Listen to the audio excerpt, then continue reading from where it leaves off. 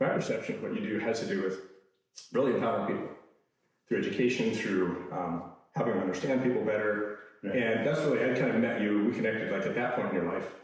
You probably weren't hatched this way. Right. And so, yeah, I think it's interesting. We have a lot of people who are entrepreneurs, who are founders, bringing talent together, right. Venture capital, people who are in early stages of companies and development of companies. So that journey is always interesting, to me and to them. Right. So, I think we're going to maybe just a quick of, how do you describe what you do?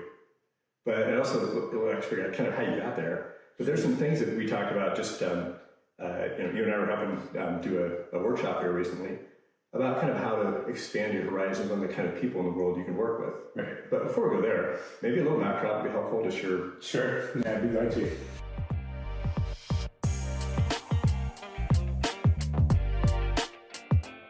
It's always been interesting to me how people's childhood experiences really kind of lead to where they are. So, I was born into I wouldn't say poverty, but low-income family.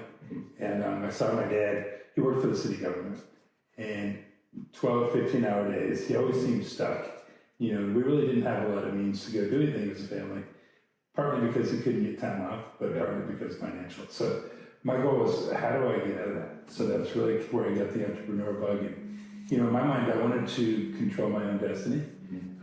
That may be kind of a false illusion, but, that's where it started. So I really had the entrepreneur bug all the way through. I did recognize early on that I needed a formal education. I didn't want to just start right out of high school on my own thing. Yeah. So I had a degree from the University of Colorado in biology and chemistry. So why biology and chemistry? So I had a couple uncles who were doctors. Mm-hmm. And I kind of thought if I didn't do the entrepreneur thing, I'd always fall back on being a doctor. Mm-hmm. But going through college, my uncles talked me out of that. They're just, they didn't have the freedom either. So, one of them was just a regular MD, but on call all the time, and just could never break away. That uncle actually passed away early just because he didn't take care of himself. Yeah. And just because he didn't have, it was all work. What's interesting is I think our generation has seen a lot of maybe the previous generation where kind of doctor, lawyer, there's certain educational occupations that parents aspired for their children to go down, mm-hmm. or that they wanted to go down, and those are very noble occupations, right, for the people who love it. But the people, it seems like, win it because they thought they were supposed to. Right. Like you said, it didn't provide the lifestyle they were hoping. No, and I saw that. Yeah, I think I had the trophy because I always wanted to be a doctor. Mm-hmm. But once you really see what's behind it, it kind of changes things. Yeah, that's interesting. Mm-hmm. That motive versus motivation is so. You're going to school there. Did well in school.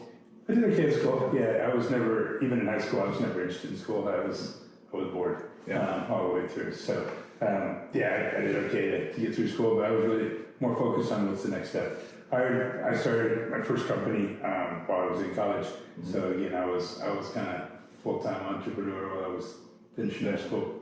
What was that? What was that business? That was a chemical company. So we actually got a job initially as a chemical salesperson, mm-hmm. with a large national brand. They taught me how to sell. And, it was full commission, bootstrap, go seller diet type. Wow, no, that's and I struggled through the first couple of months, but then it was awesome. And I probably learned some of the most valuable lessons in that 2 years that I worked for the company.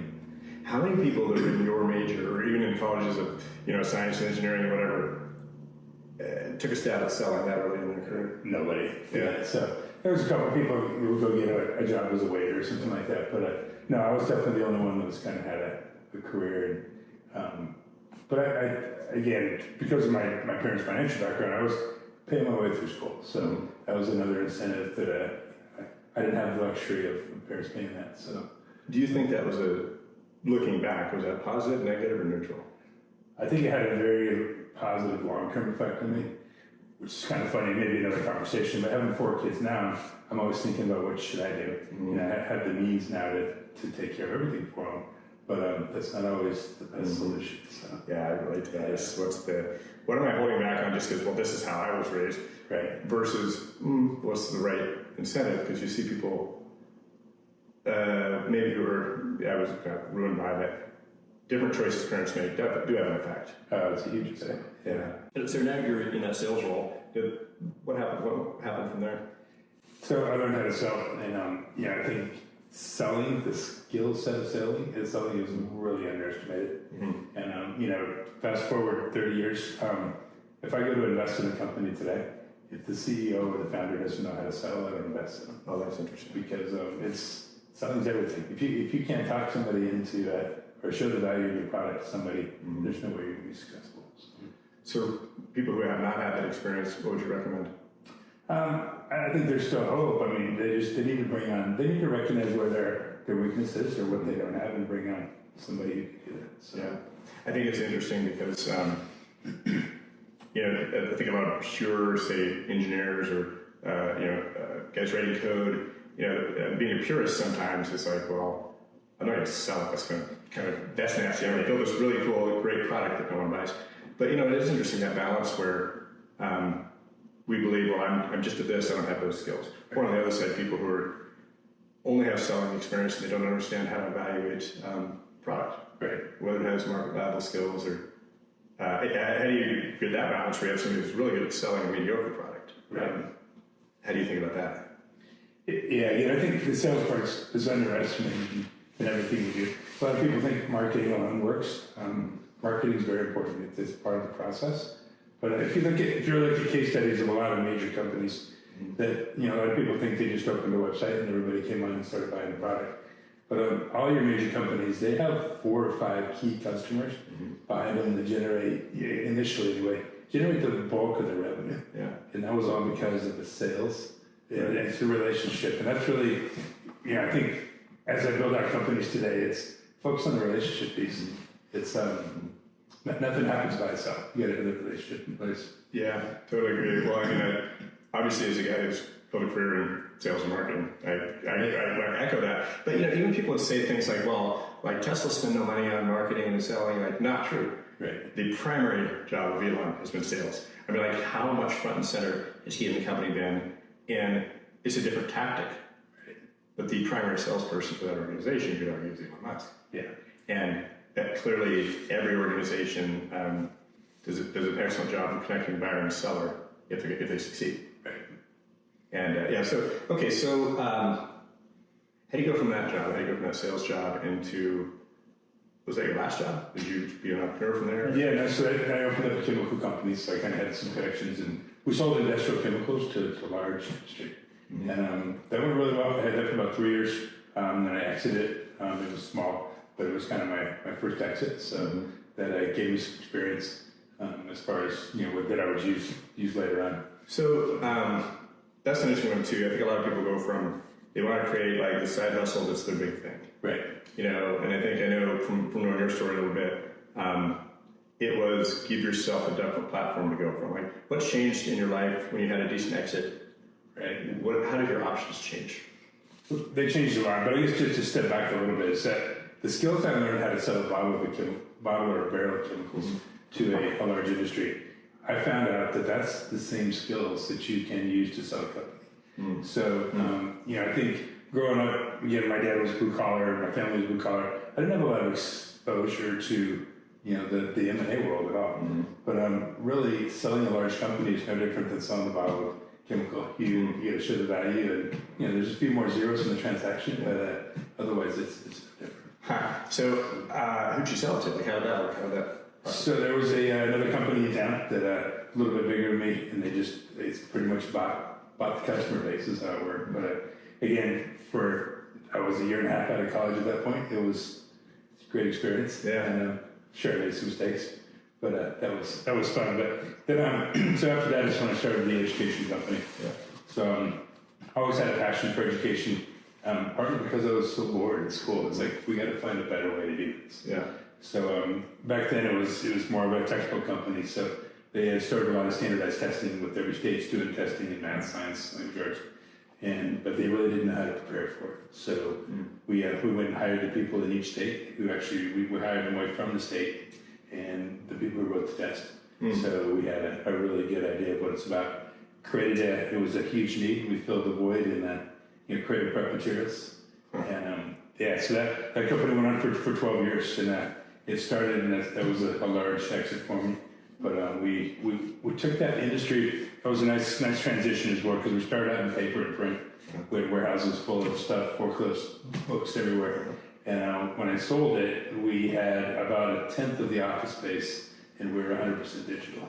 Oh, wow. So, Wow. but that was a. So what years was that, like that transformation from? So that was, I sold the company in 2009. So that would have been, like 97 to 2009 would have been. Yeah, so you went through, while the entire world was going through digitization, you did the same in that industry. Still like test prep, or did it change what you were offering? It changed a little bit more to curriculum, bringing in more to data analysis. So again, I took a lot of the ideas from the business world, and I was like, if I was a classroom teacher, I need to see a dashboard of where all my students are. Mm-hmm. So we would have the curriculum there, but then we'd also have a dashboard in front of the teacher, showed where they were, test scores on each grade level, then we would suggest activities that they need to do. We really, at the beginning, a lot of people looked at us as we were crazy, because in the education system, it's everybody brought in a stack of books, right? And we would do it on an iPad. So. Well, that's interesting too, and you're selling to mostly public sector? Mostly public schools, yeah.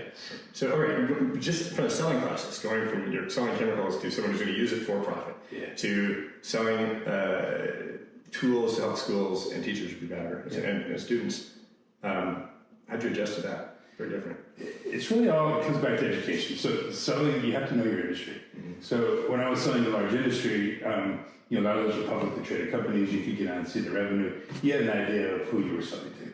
Yeah. But going into the education field, everything's budget driven. So you have to really follow state, local, federal government as far as their funding for schools, and you have to know how to take a product and position it towards the funding versus maybe just what the biggest need is. So were you looking at essentially higher test scores create a greater budget, or is there some correlation? Yeah, so back then there was an initiative called No Child Left Behind, which was a federal law that went out. But it offered a lot of funding for every school across the country based on test scores. Mm-hmm. And it was the first concept where it actually rewarded teachers for being successful. Mm-hmm. Success being gauged by the test scores. Yeah, I know that. What administration was that? Who put that in? I think Reagan started it, and then it kind of started to grow from there. And then in Bush, every administration grew it. Yeah. Sometimes they put their name a little different on it. Oh, sure, yeah, that makes sense. Yeah. But it does seem like a pretty bipartisan thing here. I hope, yes. So. Definitely, yeah. Because really before that, there was no way to really gauge the success of a student or a teacher, and we were just getting into as a society it was a lot more metric driven and capabilities. Well, and as somebody who's spent a lot of time designing comp plans for a living, you're aligning incentive with behavior. I love that, and that's one of the things I think one of the digs on academia is the reward for performance hasn't always been there. So those who want to, it's great. So you actually did, let's see, your first company you actually did in your mid-20s? Right. Yeah. It's pretty quick. Yeah. Second one you actually did 10, 12 years later? Yep. Yeah, 2009 is when I actually did excuse. So, okay, this stage, a lot of people are, just get your boats and go have fun. Right. Did you know what you were going to do next, or what was the next thing? I really didn't. Again, I've always had that entrepreneur bug. So I had started to invest in other companies, but for that 12-year period, most of my focus was on growing this company. It wasn't all easy. I mean, there was ups and downs, and just like every startup or company history, there's times we had to lay off 50, 75 employees, and sometimes you're hiring that many more 6 months later. But it's that all that happens because again with schools and federal budgets, you're really impacted by the state budgets and federal budgets and things like that. But it was a great experience, and yes. Did you take time off? Like you sold the company, what did you do next? No, I didn't. If I was going to do it all, so I've had a couple exits since then, and they definitely have taken time off. But I didn't. So I was jumping into my next thing right away. And it was kind of weird because the first week I was home and my wife was like, man, you're driving me crazy. So, but literally it was only about a week before I jumped into kind of the next thing. I had several startups, different things I've been looking at that I wanted to invest in and start. And a lot of those have really, become successful, but it's, looking back, I would have taken a little more, like to take more time and figure out what next steps are. Yeah, so, and then you have invested in and have multiple companies kind of at the time first I met you, I think you laid out, asked what you do, and basically you had a whiteboard or a presentation that went through, kind of laid out your, the way you think about your businesses, and it seemed like some you have, usually have one primary focus, operations lies you're in, and then you have others that you have some degree. Maybe walk us through how you think about multiple interests, because really probably until Elon Musk popularized it, most people believe that you can only do one business, right? And you got to focus completely there, and you just kind of buck that system a little bit. Yeah. So again, right after I had the large exit, like I said, I jumped into a bunch of things and made a lot of mistakes. So I started working with a good friend of mine. He was kind of a life coach, I think, and he really sat down with me and says, well, let's figure out where your interests are. So we created a Venn diagram, and we wanted to make sure that everything happened in the middle. So for my Venn diagram, my three things were family, faith, and business, and obviously the intersecting point there. So I just kind of set a philosophy up that anything I invest in, anything I work in, has to be in that sweet spot in the middle, and that kind of gave me direction. And that's really what's evolved out of that is, like, even today I only invest and work with for-profit social impact companies. So I believe it's okay to make money and do the right thing. So for-profit social impact companies, right? Okay, yeah. Yeah, and I guess because a lot of the fields we work in, people say, well, you should be a nonprofit. So I sit on the boards of multiple nonprofits. I see it all the time. For the most part, they're the most inefficient businesses there are. So again, what I like to do in my companies is work with my employees, and I want people who want to work, who have a passion to work, but they also are not afraid to make money and be successful at it. So you're saying that you believe that compassion and capitalism can coexist? I totally do. I mean, I completely support that. I had a guy on last week who was born in East Germany, and he's a born communist, converted capitalist. Right. But similar things were the things that he believed that when you have economic opportunity, you can create a lot more liberty for others. When you don't have it, you restrain yourself and others. It's interesting. Yeah. We have, again, I sit on the board of several nonprofits, but every board meeting is all about funding, and they're worried about how to get the next donation. Well, to me, let's go out and create our own donation and be able to help 10 times as many people. Yeah. I love that. And you're doing that. I mean, I'd love to hear a little bit. I don't know if, you have other interests in other companies, right? And I don't know if we want to take time with that, but I really want to also get into the impact you're making right now, because I'm just fascinated by the conversations we had recently. Sure. Yeah, so you have multiple companies, but I think the one you're referring to is we call it IBCCES. It's an acronym for a bunch of long words, but it's the International Board of Credentialing and Education Standards. But it's a company that about 17 years ago, and it was one of them that I made one of those quick decisions right after I exited.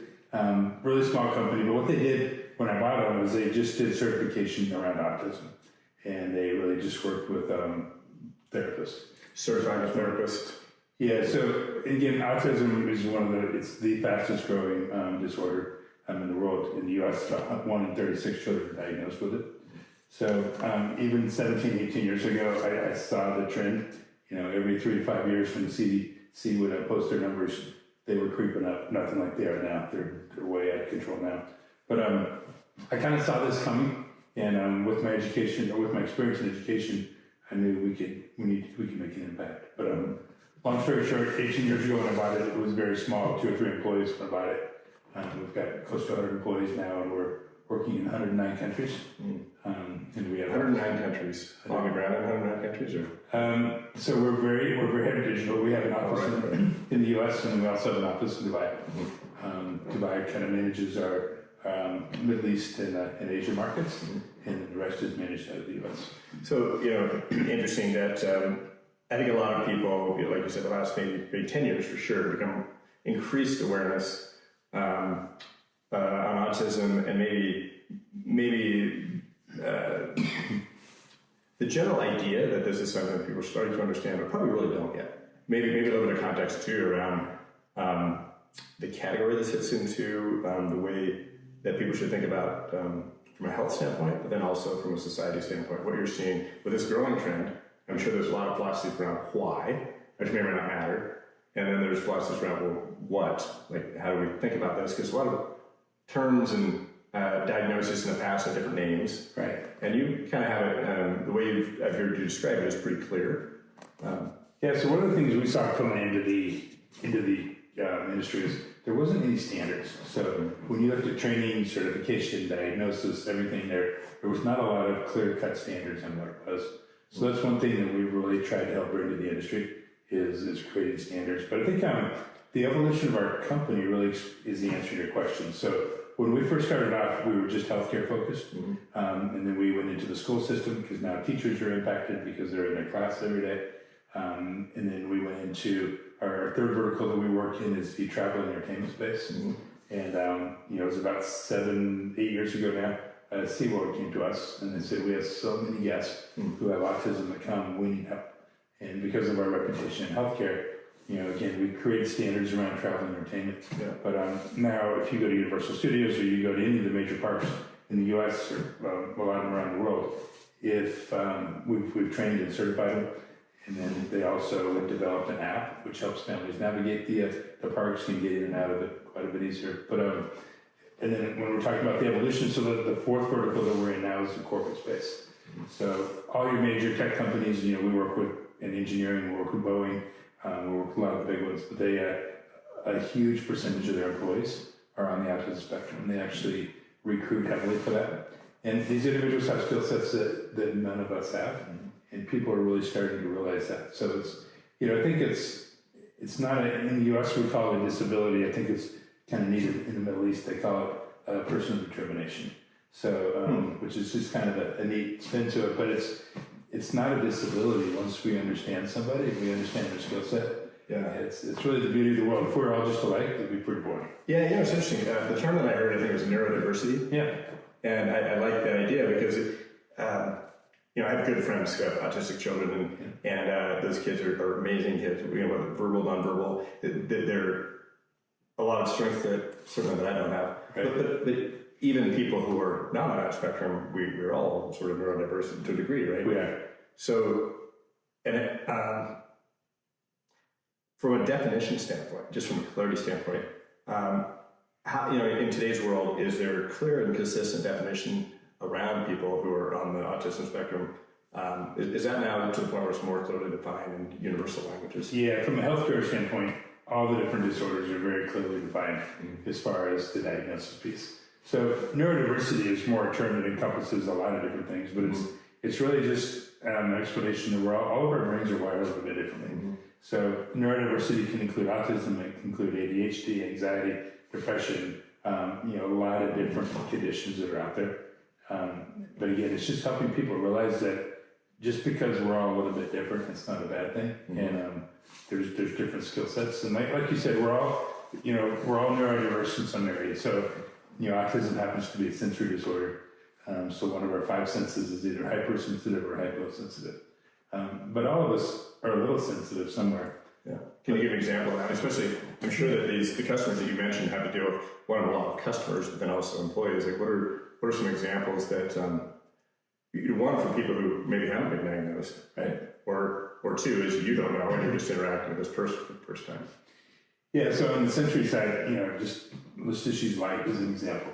There's people, probably all of us know, that have to wear sunglasses all the time. They get headaches, they get all sorts of different things happen if they don't wear it. Same thing with sound. You'll see kids wearing earphones quite a bit. That's one of the things we do at all of our major attractions is provide headphones and things like that.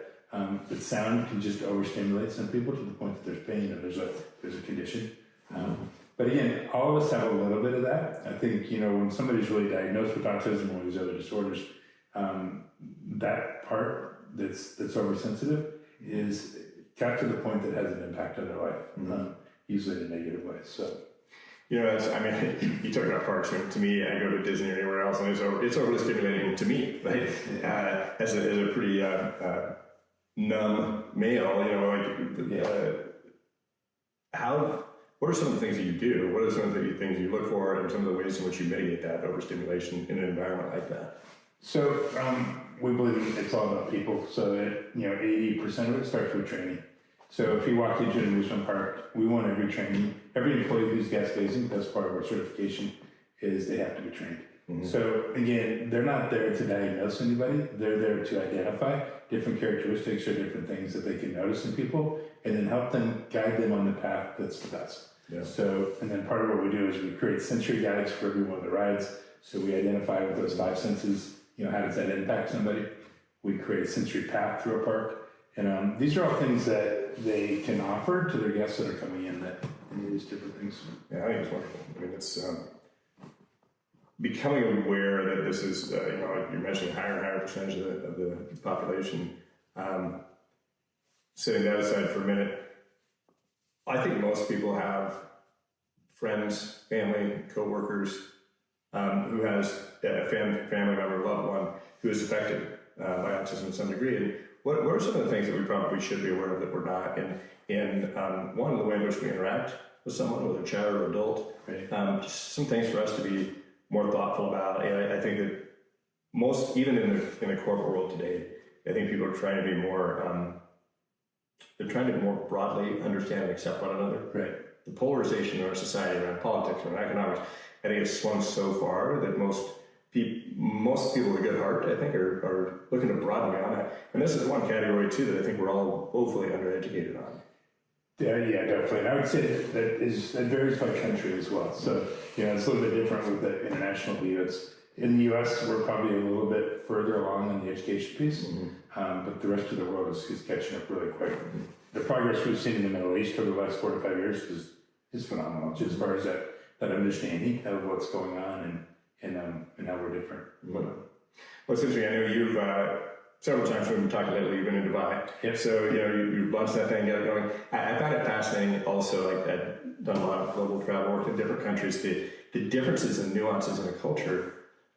Whatever you're bringing to, you're bringing a pretty, I guess, intellectually challenging message to new markets, right? New markets to you. What have you noticed in the difference? American companies doing business somewhere else, or vice versa, is always unique. How well have you found these countries and regions to be accepting, and how much education do you have to do? One, on the services you offer, but two, on defining the problem. So it varies by country, but we definitely have to educate wherever we go. So, we don't have our product on the shelf for people lining up to get it. Right. So, we definitely have to educate. And then, for the most part, American companies are well received. So it's a little bit different in some countries, but especially in the Middle East, they're glad to see the American expertise come in there. But we also are very careful to make sure that we include the local culture. So nobody wants to be Americanized. But they'd like us to share our knowledge. So that's one thing. Like, for an example, in trainings, we have our trainings available in 9 different languages. Any of the training videos and things we use, they're all shot with a local flair. So it's important to take the knowledge we have in the U.S., but we've got to meet people where they are as well. Yeah, I love that. I know you're in a lot of countries, but Dubai is probably one of the best places in the world of understanding how to take things that can help elevate their culture from anywhere in the world. And it's admirable, I think, in the way in which they maintain their own value system without compromise, and yet accept knowledge. It's probably why they've grown so fast. From really super underdeveloped to this incredible part of the world. So. Yeah, we could probably talk for hours about that. But it's just it's an amazing place. And from a business standpoint, if you look at the location of Dubai, it's within an 8-hour plane ride of 2/3 of the population of the world. So, they've got location, they've got the mentality, and it's really nice to see. And they got Emirates Airlines, so there's that. That helps as well. That's awesome. So, so maybe a little bit again about, on a personal side, let's say that, friends, family, people that they interact with, what are some of the key things that we need to be aware of we're dealing with? Say, your friends have children with autism, or, just as a human, how should I be thinking about making sure that I'm creating the right environment for people on the spectrum, and also not making it weird? Yeah, that's a good question. So I think the first thing is empathy. So just understanding what that family's going through. And, these families go through a massive amount of stress. If nothing else, it's with 6 to 8 doctor's appointments a week, that thing. So just kind of understanding that family. You're never going to understand it completely because you're not in their shoes. But then I think the other thing is, don't try to make them fit in your box. So I think that's one thing we do as humans, and maybe even in America we do it more, is we want everybody to fit in our box and do our thing our way. We need to realize it's okay if they do things a little bit differently. Again, I mean, when you look at, and really don't look at autism as a disability. I mean, you've got Elon Musk, Steve Jobs. There's a lot of people who have been clinically diagnosed with autism who have done very well.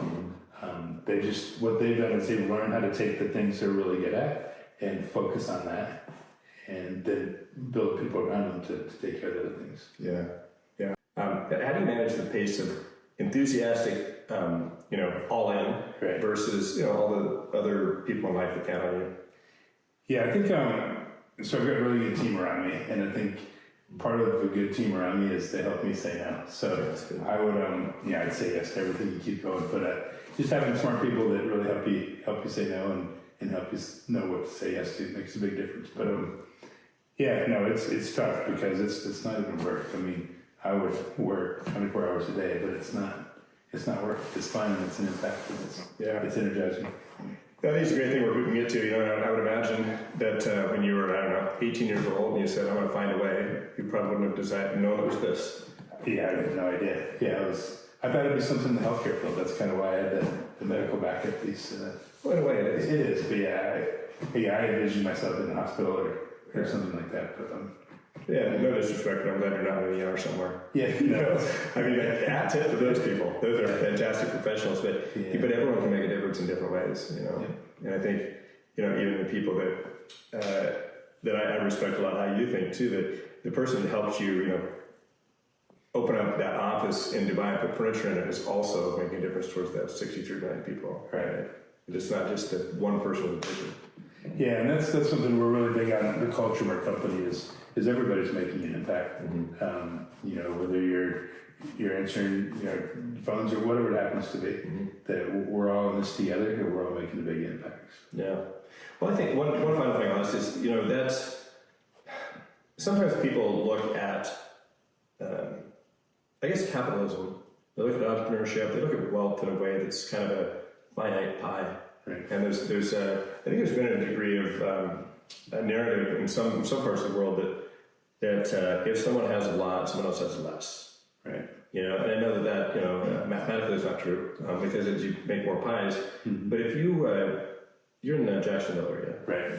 So as I think about it, I think that when someone is successful in my neighborhood, everyone wins, Right. Because they're putting money into the economy and stuff like that. But I mean, is that true? Like, what have you seen as far as your ability to either be involved in your community or have an impact on your community in some way as your businesses have succeeded? Right. Versus maybe there could have been another path where you had a lot more time, but maybe not economics in the same way. Have you been able? How has it affected your relationship with your community and those around you? Yeah, so I think rising tide helps all ships. So I mean, it's I've seen that in the community, and I live in Jacksonville, but I also think of other places in the world as a community where we've invested time, and you can see the impact and make all the way through it.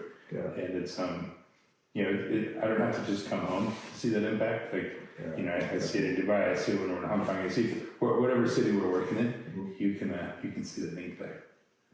What's the one country that I've probably never heard of that you do business in? Kazakhstan, maybe. I've heard of it. Okay. Never been there. Never been there. Yeah. So it's amazing because it's these conditions happen all over the world. Yeah. I mean, there's a whole serious question I have too around that, especially in the countries where there's less economic opportunity and there's a massive third world issues where even just getting the information to people, there's probably incredible bottlenecks there to overcome yet. Where what's interesting is I think something you're doing would benefit from something someone else is doing, just to economically empower that region so that your content can get to those people. Right. It's the rising tide lifts all ships things. Is I talk to a lot of entrepreneurs and people who are out there pushing hard and it seems like when someone can open up a door, build a bridge, whatever it is, that others can go across it as well. Right. And has there been any people, either in your industry or other industries, that you've seen kind of go ahead that have opened doors into different parts of the world or might even be just technologies that allow you to deliver differently? Any predecessors you've seen that have, kind of blazed the trail and helped you? Not exactly in what we're doing. I think different pieces. Like, there's obviously a lot of companies in online learning who kind of help pave that pathway in healthcare training and things like that. But I think one thing we've done is we try to learn from multiple industries, and how do we bring it together and make it, put it in a position we can help other people. Yeah, that's cool. I love it. All right, so let's go to your 18-year-old self. Right. You make a decision about going to school. What's the advice you give that person today based on the climate you see today versus then? Yeah, so I think definitely get your degree. So I mean that's the first thing. It gives you a foundation, and but while you're in college, thinking about what you're going to do the next step, and it may not be turning in a resume and working for somebody, but do some of these things in parallel. Don't wait till you're done with one before you start the next one. But otherwise, just believe in yourself because it'll happen. So yeah. You said something, and it kind of goes back to your Venn diagram comment before, but that your whole journey, you had started something kind of as a side hustle or whatever, like each thing led to another, like it didn't seem like a lot of stop points. You're in school, you start a business in school, which leads to a job, which leads to a business, which leads to an exit, which leads to, that's interesting because I think a lot of people try and say, well, when I'm done with this, then I'm going to go do that. Right. And that doesn't seem to have been your path. Your path has been more prepare for the next thing. Yeah, definitely. I mean, I think there's a beginning and an end to every company, no matter who starts it. So, and a beginning and an end to every career. So it's nice to have kind of a plan. Nobody knows exactly what's going to happen. But if you don't have a plan for the future, then you're kind of just you're at everybody else's mercy. Yeah, so that's very interesting. Like kind of planting the seed for the future. And there's that whole know when to hold them, know when to fold them. Right. And I don't know that there's not a clear formula for that, right? But, okay, so now real quick, fast forward to your mid-20s self. You sold your first business, had a little bit of money. Right. So a person who's in a position where they're not economically strapped, but they're also not where they want to be yet. Right. They have some options. What advice do you give that version of Myron? Yeah, so maybe think about your next step a little bit more. Mm-hmm. But I would also don't overthink it because especially at that age, you're still young, so you need to move on to the next thing. And I see a lot of people after they've had an exit, maybe either they jump into something too quickly or it becomes analysis paralysis, and then those are prime years for career. Yeah. So well, that was interesting about the business. You mentioned you bought it and you had 3 or 4 employees. It wasn't like you were buying this massive thing. You were buying a potential, or an idea, and you've executed. It's one of those work your whole life, become overnight success things. Yeah. But yeah, I appreciate that. And I think also just observation, us knowing each other, that it's impressive to me that in the middle of building a thriving business, that I think you tend to invest in yourself, spiritual, mental, emotional, physical. We've talked about a little bit with each other, we're trying to hold each other accountable to those things. That's one thing that for people that don't know, Myron and I have had a relationship that's really, I would consider it sort of iron sharpens iron, and that I think it's very helpful to be around people who think like you but don't think like you. Right. They can hold, it's not just challenging each other, but it's also sometimes you're there to support the other person. Right. Sometimes, there's just a few inches different between a pat on the back and a kick in the butt. Yeah. And, that's been, for me, valuable with our relationship. And I think it's rare. It's hard to find. Yeah, it's very hard to find. And again, we're part of a group that kind of does that. But I took that same concept, that Venn diagram, faith, family, business, and the sweet spot in the middle. We've kind of developed a group of guys who all fit in that middle piece. Mm-hmm. And we're able to just help each other. And I would encourage everybody to find an accountability partner, find a group of people who have the similar goals as you do. Yep. But then once you find them, it's got to be a monthly check-in. You got to have consistent. You got to build a relationship, and they've got to be afraid to tell you what's good and what's bad. Yeah. That vulnerability is tough, and I think stereotypically it's harder for men. That's not entirely true, but I mean, different personality types it's definitely harder for, and the harder it is, the more valuable it is. Right. More than likely. So yeah, I appreciate that. Well, thanks for taking the time. I mean, one of the things I'm trying to do is to build the most valuable asset I have professionally is my network. It's my relationships with people like you. And I just, I kind of can't wait to share the people I know with the people I know. Yeah. So appreciate you taking the time. That's great. Thanks for having me. I love your show. Thanks, Myron.